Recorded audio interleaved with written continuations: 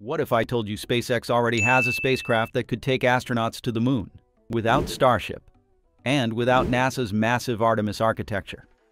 It's a vehicle we've seen fly for years, the Crew Dragon.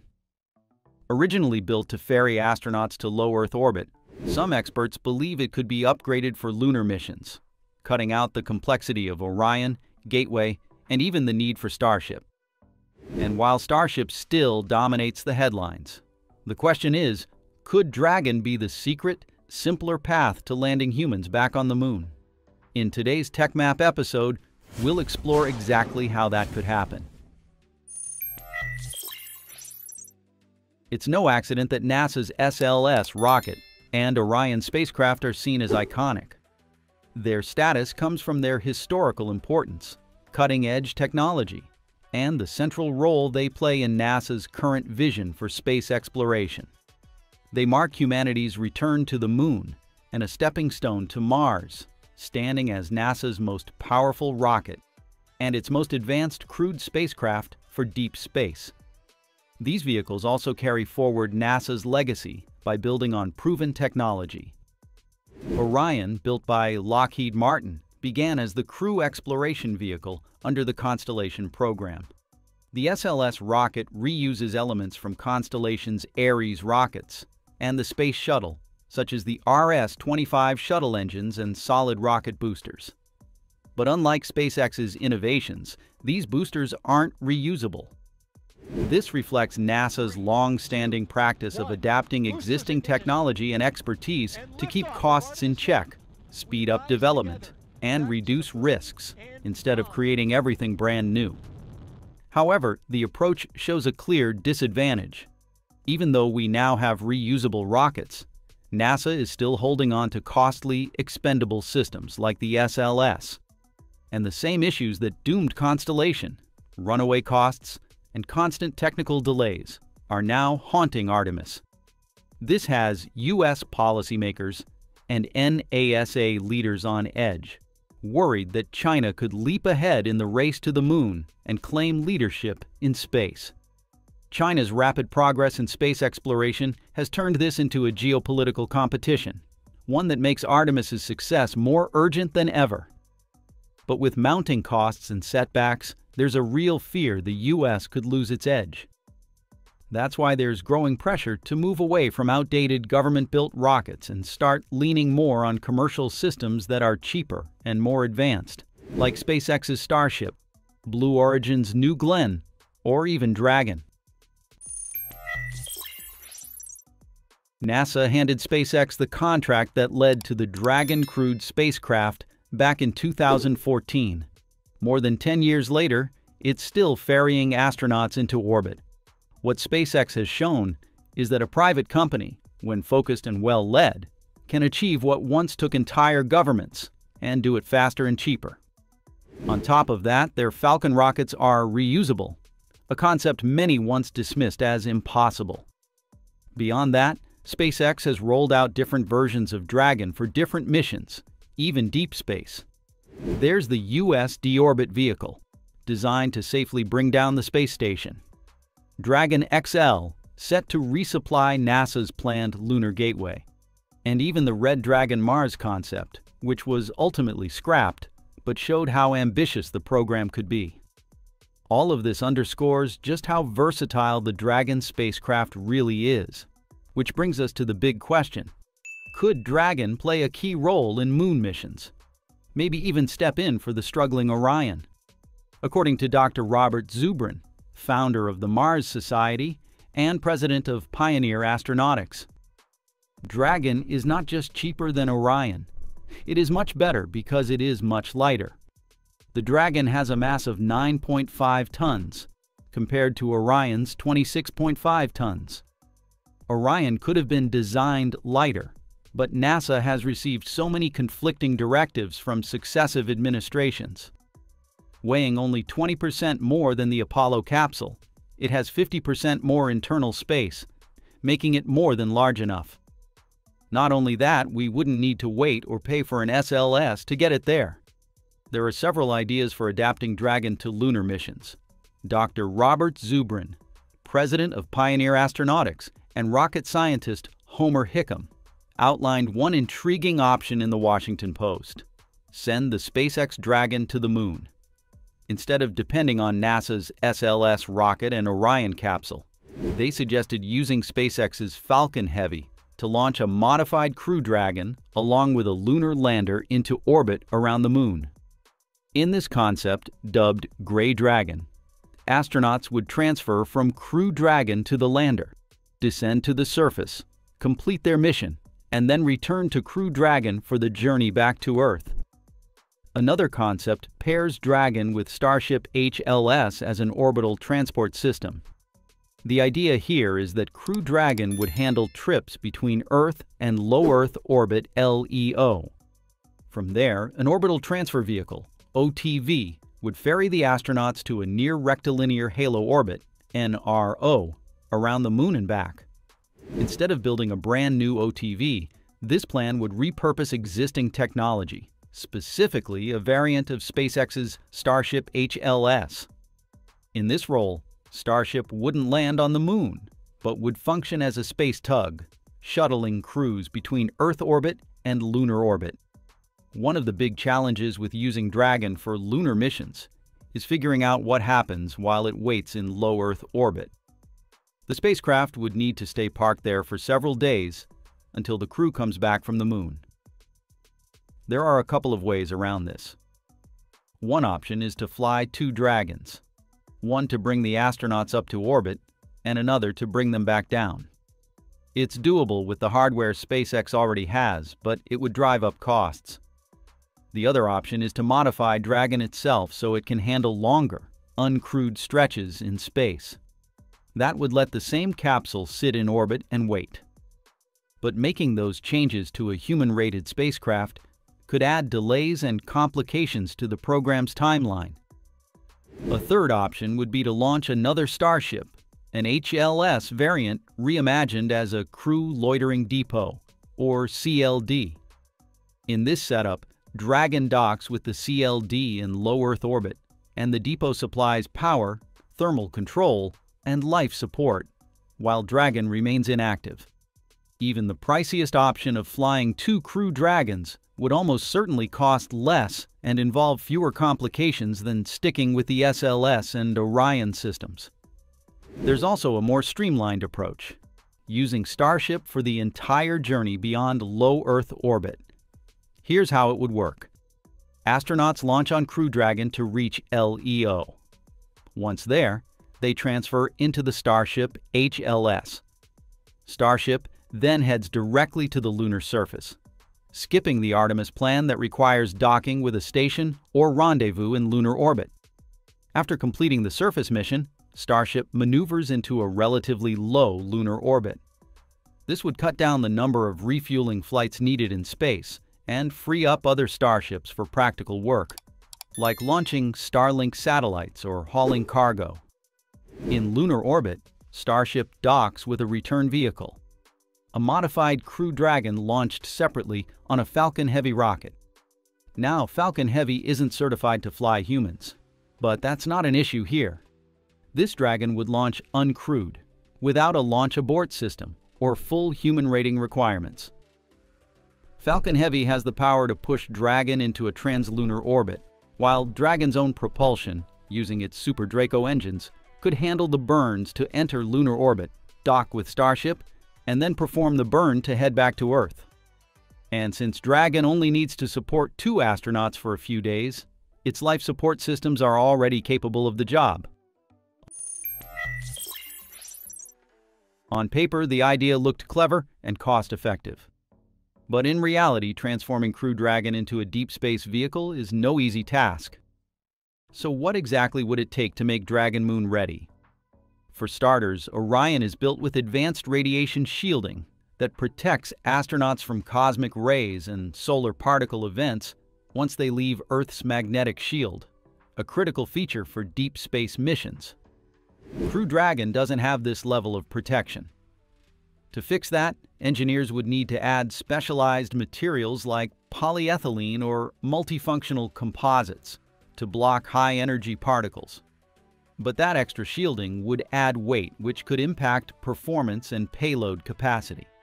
While NASA is studying better materials for radiation protection, integrating them into Dragon would be a massive engineering challenge. Then there's life support.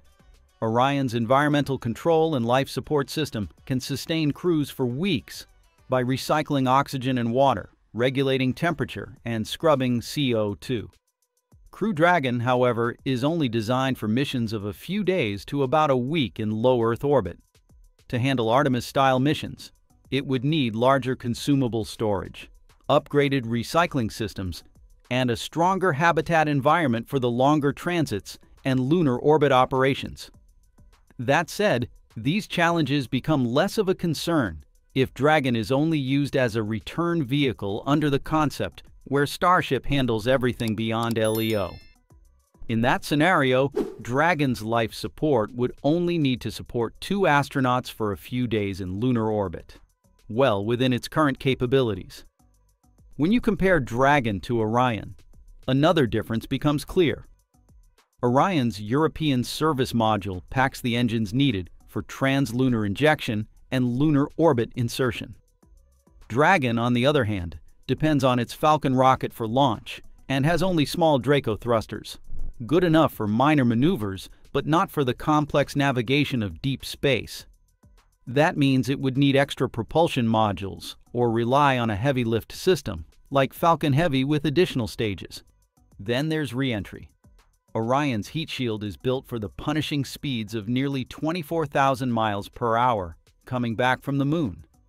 Dragon's Pika X shield was originally designed with lunar and even Mars returns in mind, but today it's optimized for Earth orbit.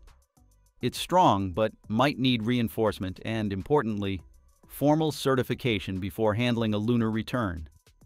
Size is another factor. Orion can carry 4 astronauts and all the supplies for weeks in deep space. The Dragon is smaller, limiting crew size and storage without requiring a major redesign. And finally, docking.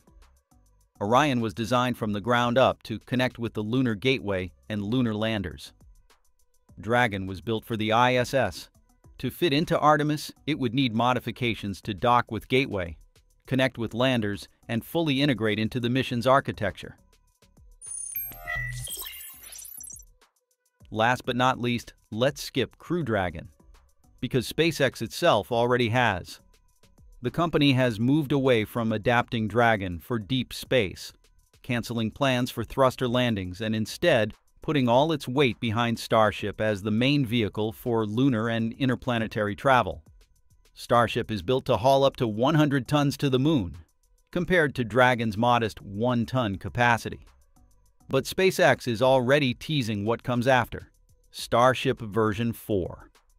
While details are still partly speculative, here's what we know. Version 4 will carry 42 engines in total, including 3 new Raptors optimized for vacuum. It will double payload capacity to 200 tons and grow even taller, up by nearly 9 meters.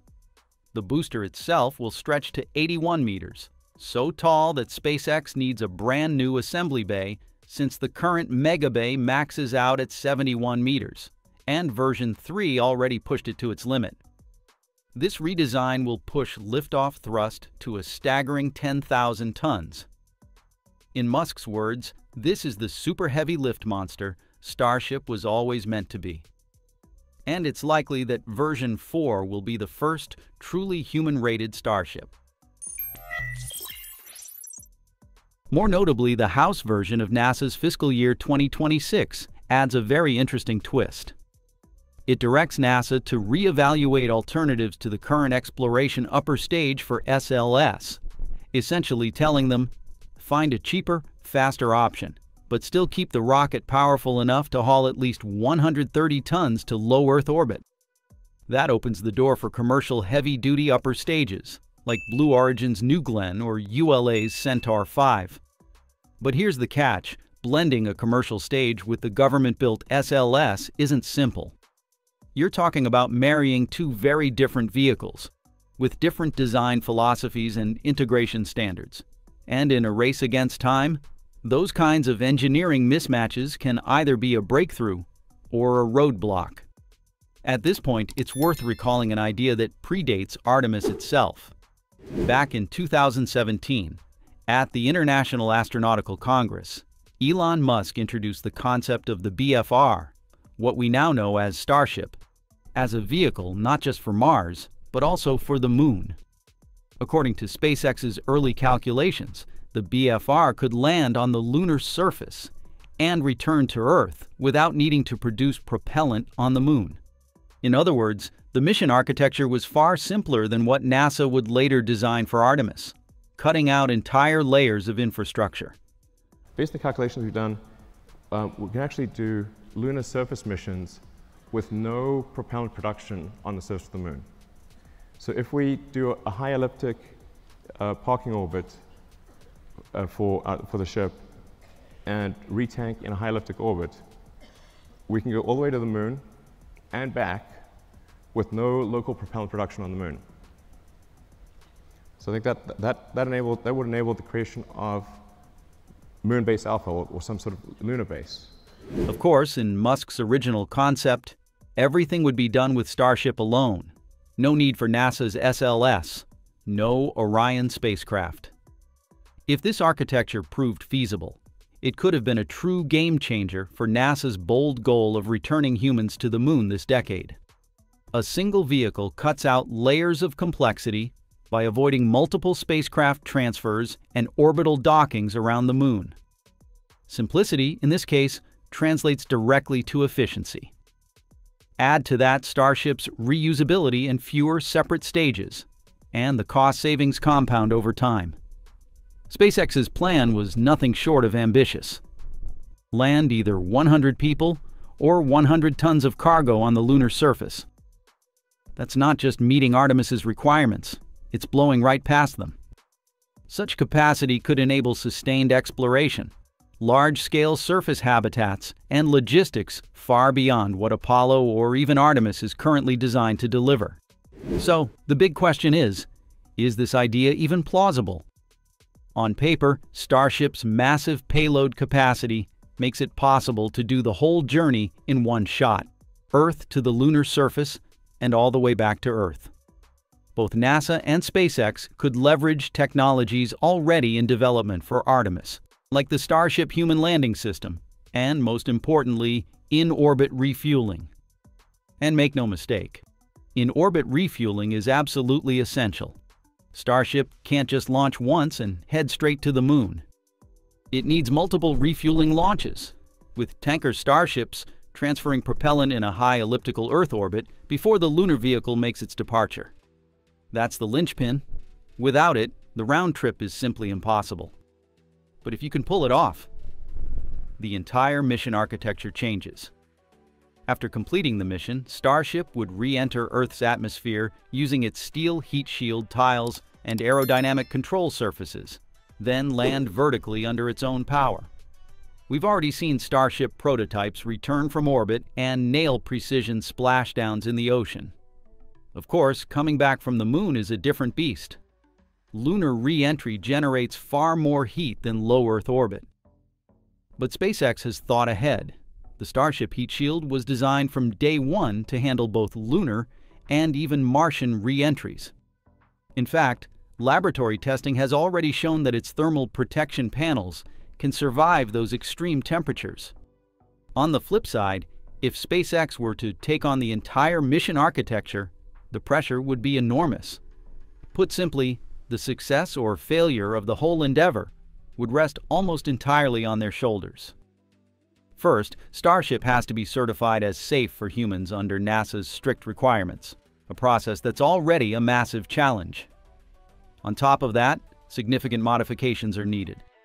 The human landing system version of Starship doesn't even have features like aerodynamic control surfaces or full heat shielding, which would be essential for Earth return. Moreover, NASA's SLS and Orion stack come with a proven launch abort system. In the event of a failure, a dedicated rocket engine can instantly pull the crew capsule to safety. Starship doesn't have that kind of traditional escape system. At best, it offers limited abort options, but nothing as robust as Orion. That means the only real way to compensate is through sheer reliability. Some estimates suggest NASA could require as many as 100 consecutive successful launches before it even considers putting astronauts on board. That's a staggering bar to clear. But if Starship can prove itself, if it can deliver on its promise, the payoff is massive. It would completely reshape lunar exploration, making missions not only more cost-effective, but also more frequent and more sustainable than ever before. NASA isn't blind to the criticism around SLS costs. In fact, the agency tried to find ways to bring them down. One of the biggest ideas was to move away from the traditional cost-plus contracts and instead treat SLS like a commercial service. Back in July 2022, NASA announced plans for something called the Exploration Production and Operations Contract, or EPOC. Starting with Artemis 5 at the end of the 2020s, NASA hoped this contract, awarded to Deep Space Transport, a joint venture of Boeing and Northrop Grumman, would cut costs by as much as 50% per flight. The goal was ambitious: bring the per-launch price tag of the SLS Block 1B down from $2.5 billion to around $1.25 billion, while also opening the door for non-NASA customers to buy SLS flights. On paper, it sounded like a bold pivot: turn SLS into something more like a commercial launcher, just like what we've seen with SpaceX and Falcon 9. But the reality is a bitter pill. NASA's own Office of Inspector General in 2013 called the idea highly unrealistic. Their audits show that even under EPOC, SLS costs will remain above $2 billion per launch for at least the first 10 flights. The Inspector General went even further, pointing out that NASA's 50% cost reduction target was never backed by solid analysis. It was more aspirational than achievable. Boeing insists the savings are possible. But OIG's skepticism comes from cold, hard numbers. Past cost reduction efforts, like streamlining core stage assembly or restarting RS-25 engine production, have failed to deliver. Add to that the fact that SLS has no real competition for flying Orion, and NASA has very little leverage to push costs lower.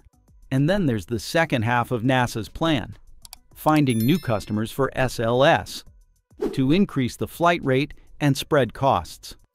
But so far, that's been a dead end. The Department of Defense, for example, has shown no interest in buying SLS launches. Instead, they're betting on new vehicles from SpaceX, Blue Origin, and ULA. The OIG report was blunt. SLS is the only rocket today that can launch Orion, but that exclusivity won't last. Within the next 3 to 5 years, commercial heavy lift systems could be certified for crewed missions.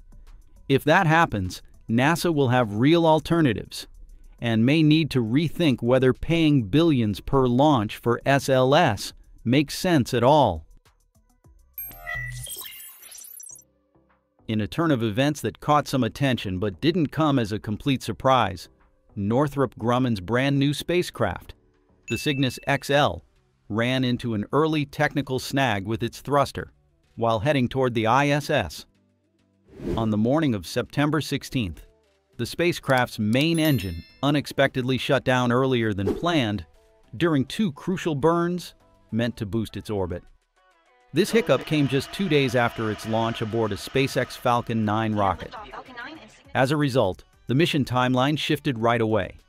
The Cygnus XL reached the ISS at 7:24 a.m. EDT on Thursday, September 18th, 1 day after the original schedule on September 17th.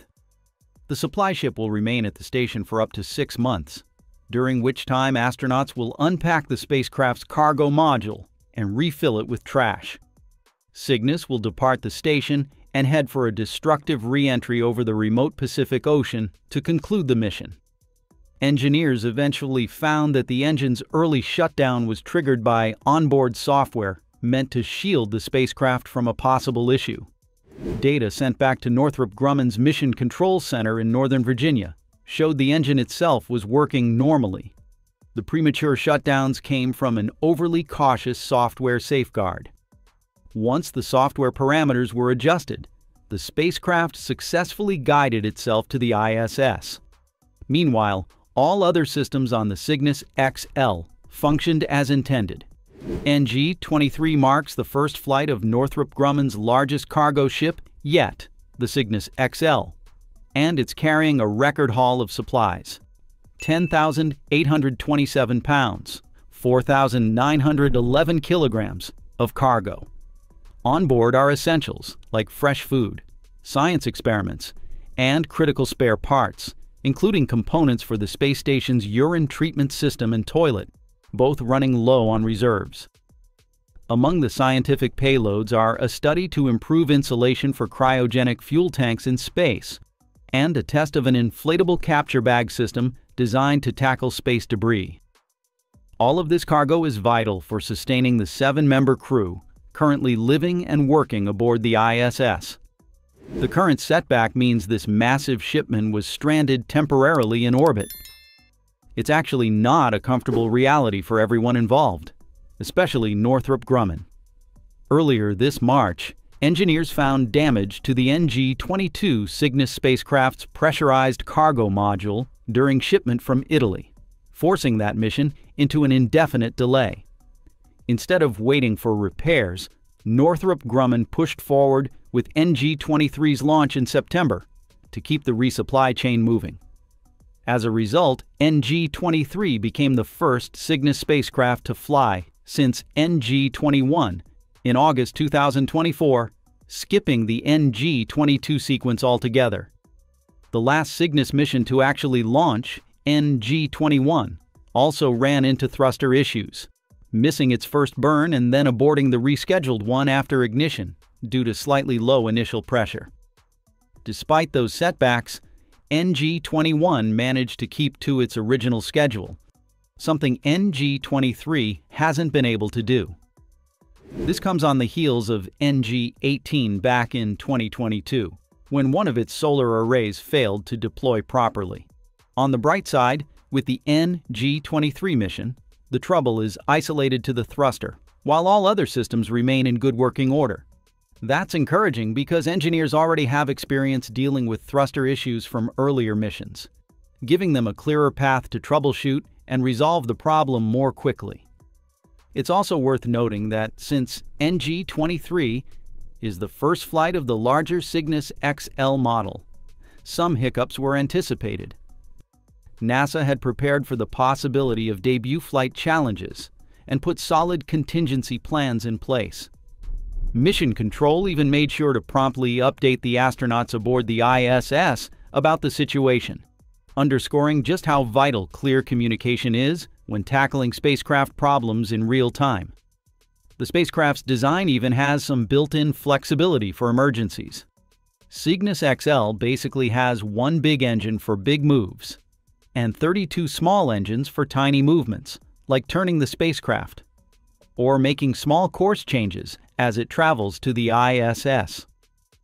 If the big main engine stops working, engineers might try using the smaller thrusters to slowly and carefully move the spacecraft into the right position to reach the ISS. But it's unclear if these little thrusters could do the job well enough by themselves. Another point of reassurance is that NG-23 is an uncrewed mission.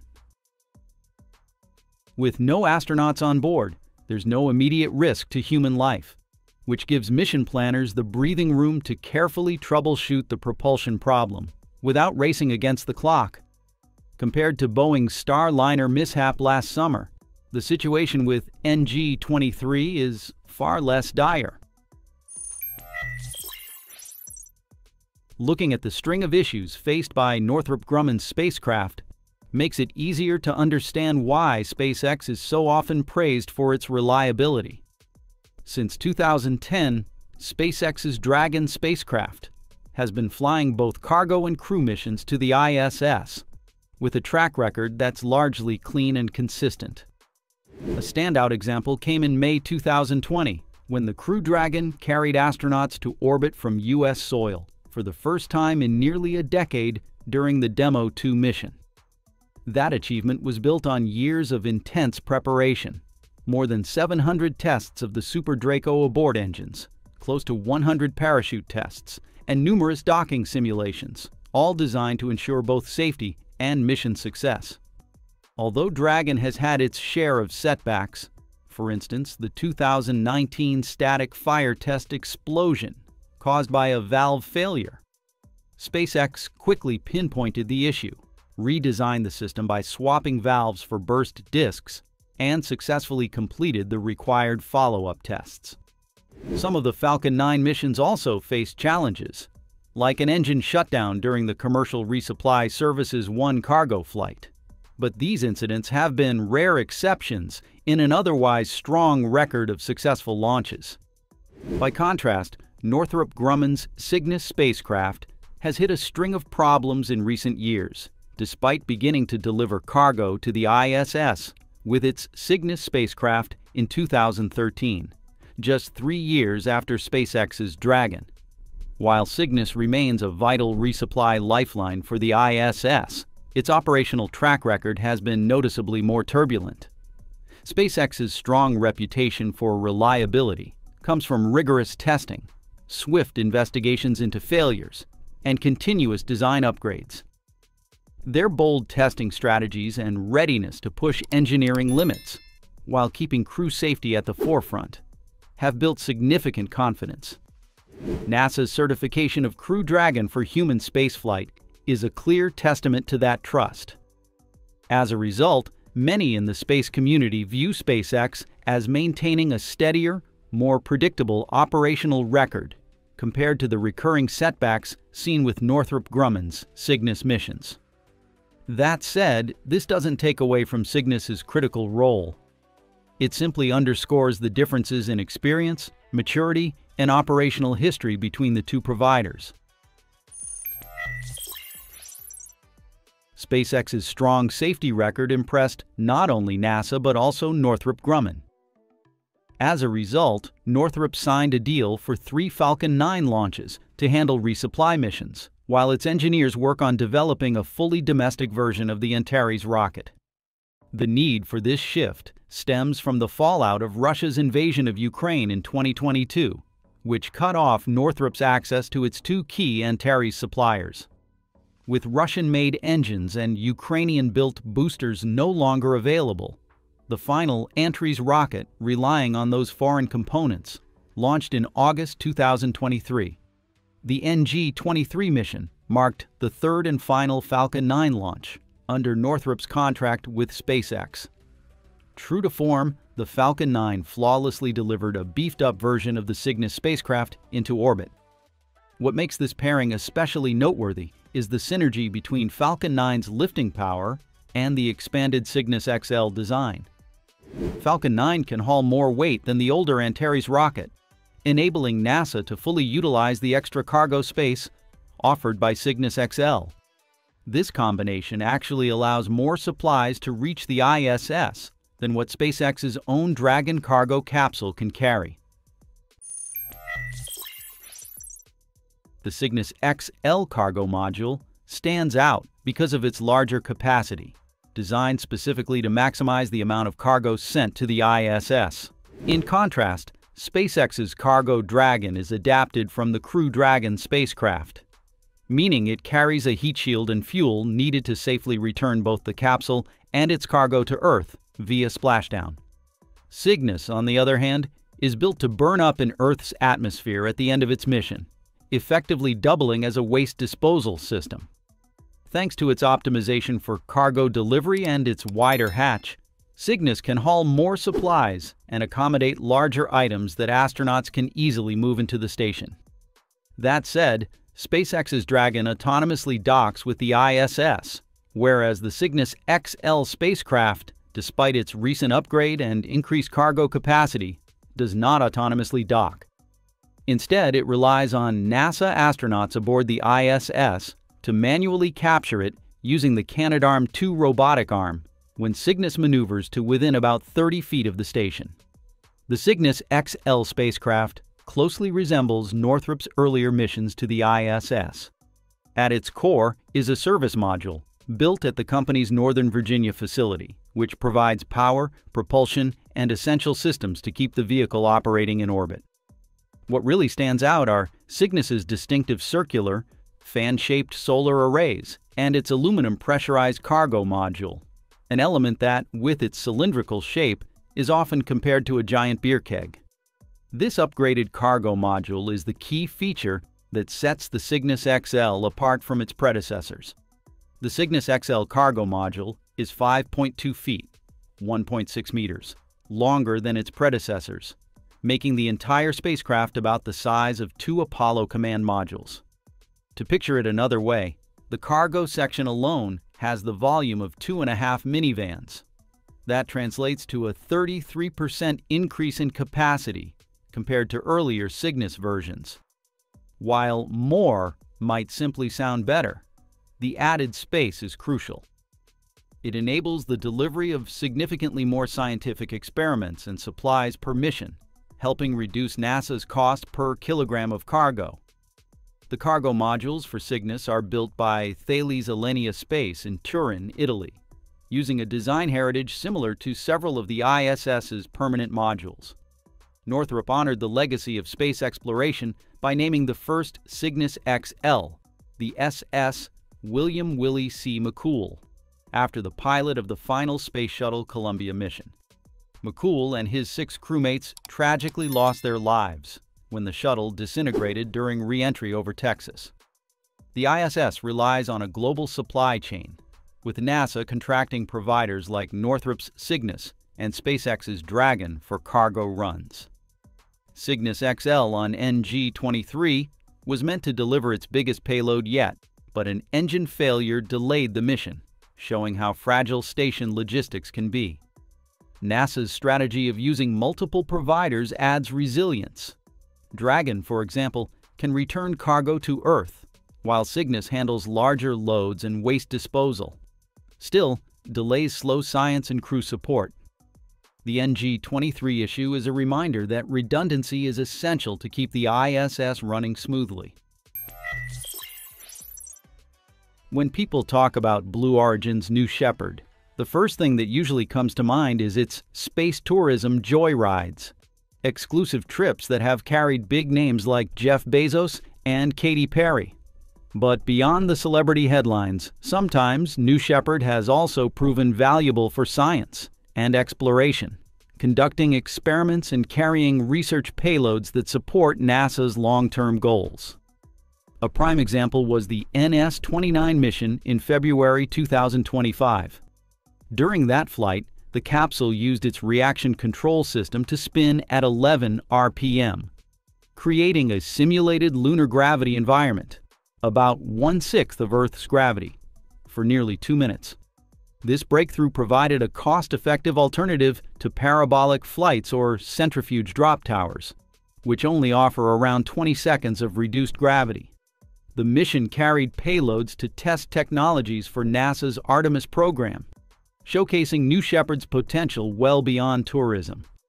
Now, with the NS-35 mission launched on August 23rd, Blue Origin is again focusing on science. This uncrewed flight carried more than 40 payloads, including 24 from NASA's TechRise Student Challenge, giving students hands-on opportunities to run experiments in suborbital space. Marking New Shepard's 35th mission, it pushed the total number of payloads flown past 200. The flight highlights the growing emphasis on making space research more accessible and inspiring the next generation of innovators. The mission just serves NASA. Other organizations are also on board, with over 3 minutes of clean microgravity time. Experiments will come from institutions such as Johns Hopkins Applied Physics Laboratory, Oklahoma State University, and the University of Florida, among others. Adding to the significance, NS-35 uses Blue Origin's dedicated payload capsule, RSSHG Wells. For NS-35, RSSHG Wells is once again paired with Blue Origin's newest New Shepard booster, the same duo that flew on NS-29 and made history with its lunar gravity simulation. This continuation signals Blue Origin's commitment to blending science, education, and technology development in the new space age. NS-35 is the clearest example of Blue Origin's success in balancing tourism and science, reflecting the deliberate long-term strategy behind the New Shepard program. The two are tightly connected. Tourism generates revenue and public excitement, while science boosts credibility and draws in institutional partners like NASA. Since opening ticket sales, New Shepard's space tourism program has proven lucrative. By mid-2021, Jeff Bezos revealed that nearly $100 million worth of tickets had already been sold, signaling strong demand from wealthy adventurers. Seat prices have been steep. One auctioned seat went for $28 million, while standard fares are estimated at around $1.3 million per passenger. Beyond ticket sales, the tourism model also supports local economies, as passengers and their entourages spend on travel, lodging, and training in regions like West Texas, home to Blue Origin's launch site. So far, Blue Origin's space tourism revenue has brought in hundreds of millions of dollars, with even greater growth expected as flights become more frequent and as the global space tourism market, forecast to surpass $10 billion by 2030, continues expanding. This revenue provides the financial backbone for research and development, helping New Shepard support scientific missions and attract the large national agencies. However, since ticket sales alone can't sustain advanced research or major upgrades, government contracts and institutional funding remain critical. For instance, NS-35's manifest of over 40 payloads, including 24 NASA-backed student projects, likely involves institutional funding per payload, estimated at $50,000 to $100,000 each under NASA's Flight Opportunities Program. But the value of NASA's involvement goes well beyond money. The agency contributes cutting-edge expertise, such as its Splice lunar landing technology, tested on NS-13 and NS-17. These collaborations accelerate New Shepard's technical evolution, leading to breakthroughs like the 2-minute lunar gravity simulation on NS-29. Step by step, such achievements help New Shepard shed its early image as a billionaire's joyride, and instead position Blue Origin as a credible player in the space industry. This strengthens the company's standing against competitors like Virgin Galactic and, more importantly, SpaceX.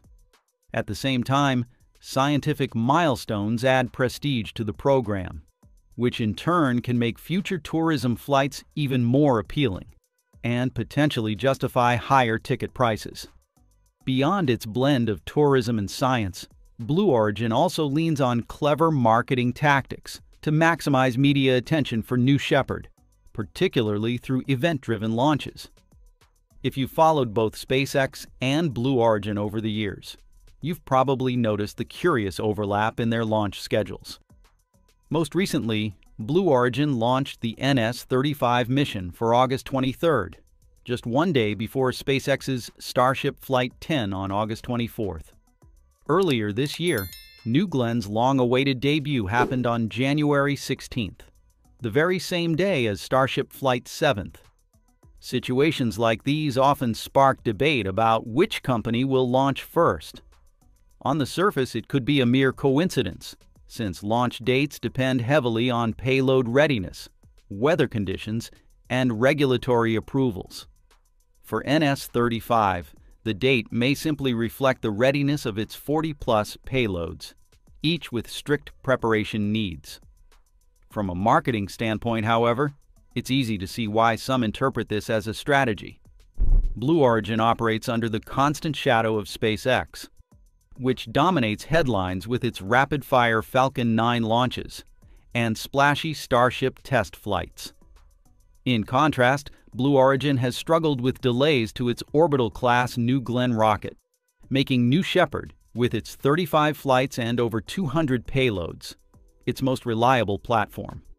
To stay visible, Blue Origin has every incentive to use New Shepard launches to push its image, even if it means riding on the momentum of SpaceX's media coverage. Aligning a New Shepard launch right before a Starship test could capture attention first, feed into the public's fascination with the Musk-Bezos rivalry, and highlight New Shepard's spotless track record of 100% mission success. It's a bit like posting a viral video just before your friend does. You get the first wave of views. Blue Origin pulled this off back in 2022 with the NS-20 launch, which drew plenty of buzz even as SpaceX was racking up its own major milestones. Moves like these reflect the company's customer-focused marketing approach, combining dynamic pricing with event-driven publicity to make sure New Shepard stays in the spotlight. Another strategy Blue Origin has used effectively is scandal-based marketing, with the NS-31 mission on April 14th, serving as a textbook example of turning controversy into publicity. Billed as a historic all-female spaceflight, NS-31 was organized by journalist Lauren Sanchez, then fiancée of Jeff Bezos, and included high-profile participants like Katy Perry and Gayle King. Technically, it was more of a suborbital cruise than a true spaceflight, yet both Blue Origin and the crew promoted it as a landmark, the first all-female mission since Valentina Tereshkova's 1963 orbital flight. Some even referred to themselves as astronauts, despite contributing nothing to actual space exploration. This framing drew heavy criticism. Commentators derided the mission as an expensive recreational activity during a time of economic strain, while social media debates questioned its scientific merit. With celebrity passengers, eye-watering seat costs, and economic backlash, NS-31 could easily have damaged Blue Origin's image, especially given the ongoing delays to New Glenn. Yet in reality, the controversy worked exactly as intended. Ahead of launch, Blue Origin built anticipation by promoting the first all-female flight since 1963, narrative, tying it to empowerment and diversity. The April 14th date was carefully chosen to align with the close of Women's History Month, maximizing cultural resonance. Celebrity involvement amplified the buzz. Katy Perry shared Instagram stories from training, while Sanchez's engagement to Bezos kept tabloids fixated. Linking the mission to Valentina Tereshkova's legacy and pushing coverage from outlets like CNN and BBC turned NS-31 into a pop culture spectacle. Before it even lifted off, the payoff was immediate. The mission racked up more than 1 million YouTube views within 24 hours and trended on X with hashtags like NS-31 and Women in Space. Post-launch, the media storm only grew, with critics and memes fueling attention even further. Blue Origin itself stayed silent, letting the crew's provocative statements keep the story alive.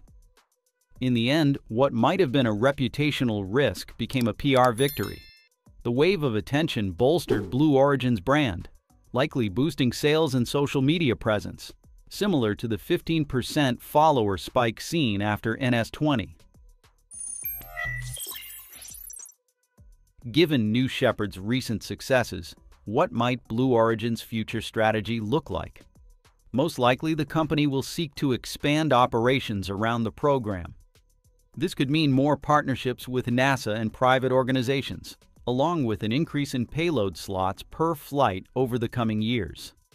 In terms of tourism, Blue Origin seems poised to pursue a sustained but selective approach. Human spaceflights won't disappear, but they may become more exclusive or specialized. Once the novelty fades, and with Virgin Galactic competing in the same space, the company might limit crewed tourist missions to just a few per year. At the same time, New Shepard will continue to serve as a crucial testbed for New Glenn. With New Glenn facing repeated delays, New Shepard's reliability gives Blue Origin valuable breathing room. By the late 2020s, New Shepard could evolve into a feeder program, used for astronaut training or system testing, to support New Glenn's orbital missions once that vehicle becomes operational. However, such a strategy could also stretch New Shepard's schedule thin. If demand for space tourism declines, the company may pivot toward carrying cargo or supporting microgravity research. The risk there is losing the emotional appeal of human spaceflight, which has been central to New Shepard's identity. A hybrid model, flying both tourists and researchers together, may be the practical compromise. To stay competitive and keep NASA's attention, Blue Origin will likely aim to drive down payload costs on New Shepard. Thanks to its high reusability, nearly 99%, and minimal maintenance needs, this is an achievable goal. Finally, marketing will remain key. As seen with NS-35's timing just before Starship Flight 10, Blue Origin is likely to continue event-driven launches designed to maximize buzz. Looking ahead, the company could align flights with major milestones, like NASA's Artemis 3 lunar mission in 2027, to keep New Shepard relevant on the global stage. Among those questioning ULA's claims, an ex-user named Robin responded with images of SpaceX's Starship launch captioned, "Let's just agree to disagree." The post was a subtle jab at ULA's branding of Vulcan as America's most advanced launch system, highlighting Starship's reusable design and its booster stage separation. Elon Musk seemed to agree, dropping a laughing emoji in reply. As we know, SpaceX has spent over a decade perfecting rocket reusability, while ULA is only beginning to step into this field. The journey began with Falcon 9's first successful booster reflight in March 2017. Since then, Falcon family boosters have landed nearly 500 times. To date, 48 boosters have flown multiple missions, with the record holder Booster B-1067 completing 29 flights. After nailing the fundamentals of reusability, SpaceX pushed further with bigger challenges. Most recently, they managed to convert a Falcon Heavy center core for a Falcon 9 mission and landed it successfully just 8 minutes after liftoff. This marked the first-ever recovery of a Falcon Heavy center core, a major milestone in reusability. Why is this significant? Unlike Falcon 9 boosters or Falcon Heavy's side boosters, the center core is built differently, with thicker tanks, extra structural supports, and reinforced attachment points. That makes it stronger, but also 10 to 20% heavier, demanding more fuel and making recovery far more difficult. At the same time, SpaceX has stayed committed to full reusability with its giant Starship rocket. This is a much tougher challenge because recovering Starship requires bringing back the upper stage, which faces extreme thermal, structural, and control hurdles. On top of that, SpaceX isn't just aiming for recovery. They want rapid reuse, almost like an airplane. To make that possible, they've developed bold new techniques, including the colossal Mechazilla system, designed to catch the Super Heavy booster. The maneuver has been compared to catching an egg with chopsticks. But even that seemingly impossible goal is already seeing progress. During Flight 5 on October 13th, 2024, SpaceX achieved its first successful catch with Mechazilla. Such a groundbreaking feat feels unfamiliar at ULA, whose culture leans more on established foundations for rocket development, rather than bold innovations like SpaceX. That's why, despite the global momentum toward reusability, ULA's Vulcan still operates in expendable mode. Tory Bruno has begun warming up to the idea of recovering Vulcan's first-stage engines through smart technology, a concept aimed at salvaging and reusing the rocket's most expensive components, the BE-4 engines, instead of discarding them into the ocean after a single flight. Looking ahead, Bruno has hinted that engine recovery isn't the only reuse we're doing for Vulcan. This points to another reuse initiative in development, though details remain undisclosed. Of course, reusability isn't the only factor separating SpaceX and ULA. Their approaches to booster separation also diverge. Vulcan employs a traditional cold separation method, where small rockets push the stages apart before the upper stage ignites. The advantage here is that no hot exhaust gases interfere during the release, making it safer for the complex ignition process of the upper stage. But this method comes with significant drawbacks: added weight, design complexity, and tight timing demands. Those small, solid rocket motors increase hardware bulk and engineering challenges, while the delay between separation and ignition introduces extra coordination risks compared to the more streamlined hot stage separation technique. With its motto of cutting dead weight and saving time, SpaceX has embraced the innovative hot staging technique. Unlike traditional rockets such as Vulcan, which separate only after the first stage engines shut down, Starship lights its Raptor engines while still attached to the Super Heavy booster. During this process, the booster throttles down its remaining engines, usually 3 of the 33, to allow for separation. This bold approach comes with major engineering challenges: managing multiple engines simultaneously, withstanding extreme heat and exhaust, handling complex aerodynamics, and maintaining precise control systems, all while keeping the rocket reusable.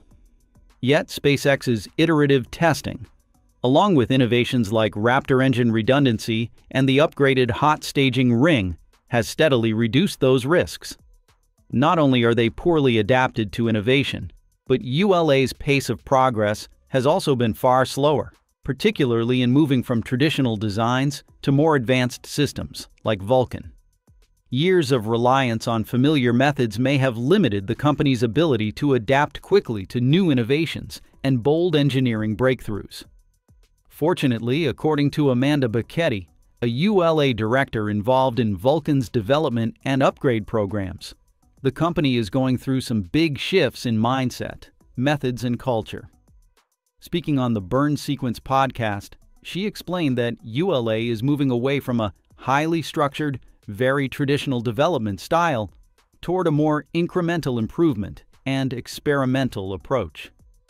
In practice, this means that instead of sticking to one rigid master plan, the team is now open to adding in interesting possibilities as they come along. Leaders are pushing for more creativity, encouraging the team to get in front of a whiteboard, brainstorm, and come up with crazy ideas, while also seeing value in challenging and poking ideas to refine them. ULA is aiming to conduct flight experiments several times a year and complement them with more ground testing to better understand capabilities and fine-tune technologies.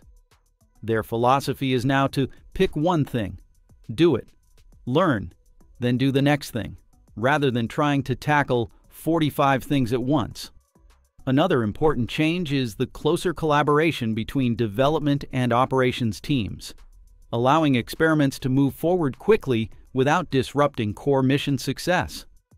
So, what's your take? Do these changes in ULA's mindset get you excited for the future? Drop your thoughts in the comments below. Anyway, if you loved this deep dive, smash that like button, hit subscribe, and ring the bell. We're aiming for 150,000 subscribers, and we need you to get there. These encouraging signs could push ULA to pursue its ambitious goal of turning Vulcan into America's most advanced launch system, just as the company has claimed. Vulcan builds on ULA's heritage with the Atlas V and Delta IV rockets, carrying forward proven technologies like the RL-10C engine, a workhorse with nearly 400 flights and 700 in-space firings. This highlights ULA's unique culture, one that emphasizes reliability and established processes tailored to its mission profile. That reliability is a major selling point, especially for critical NSSL missions where consistency is non-negotiable. Vulcan can also be equipped with up to 6 GEM-63XL boosters, boosting its payload capacity to about 27,000 kilograms to low Earth orbit. This makes it well suited for multi-manifest missions, where multiple satellites are carried at once. On top of that, Vulcan's design offers flexible configurations, from different booster counts to varied payload fairings, allowing it to adapt to a wide range of mission types, from commercial satellite launches to deep space exploration. This adaptability could itself be viewed as an advanced feature compared to more standardized reusable systems. On the Burn Sequence podcast, Amanda Becchetti also explained how Vulcan differs from earlier technologies. Unlike Atlas, where upgrades usually meant small fixes for obsolescence or minor adjustments, Vulcan is designed around block upgrades, much like different car models, with major changes introduced every few years. The first of these, the LEO optimization upgrade, shortened the Centaur 5 stage to cut dry mass and boost performance. Beyond these planned upgrades, Vulcan also embraces an incremental improvement strategy, leaning into experimentation and capability testing. This shift marks a departure from the rocket's original highly structured development program, pushing the team to innovate and try new ideas, even if that feels uncomfortable for daily operations. Vulcan is also set to feature the Advanced Cryogenic Evolved Stage, or ACES. ACES builds on the Centaur 5 system, keeping its high-performance foundations, like the ultra-lightweight pressure-stable structure and liquid oxygen/liquid hydrogen propellants, while introducing cutting-edge enhancements. Its standout feature is the ability to dramatically extend operating time by replacing traditional consumables, such as batteries, helium pressurization systems, and hydrazine with advanced control and smart propulsion systems. With this design, ACES can keep running as long as hydrogen and oxygen remain, enabling dynamic operations in space, such as deploying multiple spacecraft and executing precise maneuvers. It even uses its own fuel, hydrogen and oxygen, to repressurize the system and perform tiny adjustments, showcasing a novel way of drawing energy from the main propellant. Adding to that, ACE's internal combustion engine is unique. Instead of gasoline, it burns hydrogen and oxygen to generate power and repressurize the tanks, making it unlike anything else flying today. Vulcan proved its capabilities with its first national security payload for the U.S. Space Force, USSF-106, where it pulled off one of the toughest mission profiles, direct to GEO, on only its third launch. One observer commented, "That is highly impressive." I personally can't think of any other rocket that did direct to GEO that early in its lifetime. Is this the first? According to ULA CEO Tory Bruno, this success comes down to Vulcan's design intent for military payloads. Its high-energy architecture enables first-stage separation at about 170 kilometers altitude, compared to just 64 kilometers for lower-energy designs, making it particularly well-suited for direct geosynchronous orbit missions. In this framework, the commercial-optimized rocket is like a heavy, short-haul truck, built to quickly deliver payloads to low Earth orbit with fewer, faster burns and booster recovery in the atmosphere for reuse. By contrast, the U.S. government-optimized rocket is purpose-built for long, complex missions, such as GEO insertions. These require extended upper-stage operations, multiple precise burns, and advanced protection and management systems. Its booster completes its burn in space before returning to Earth for recovery. ULA takes pride in its long history of supporting critical missions for the U.S. Department of Defense and NASA, providing dependable launch capabilities through its Delta and Atlas rocket programs. The company has launched sensitive military and intelligence satellites and holds major government contracts, including multi-billion-dollar awards for national security space launch missions. It has also played a key role in NASA's scientific and exploration efforts, delivering Earth observation satellites, planetary probes, and components for deep space missions. In the tough world of rocketry, ULA maintains something few rivals can claim: a near-perfect mission success record. This track record has become the cornerstone of its reputation, with its rockets consistently delivering national security, scientific and commercial payloads safely and precisely into orbit. That's why ULA is often described as a steady hand,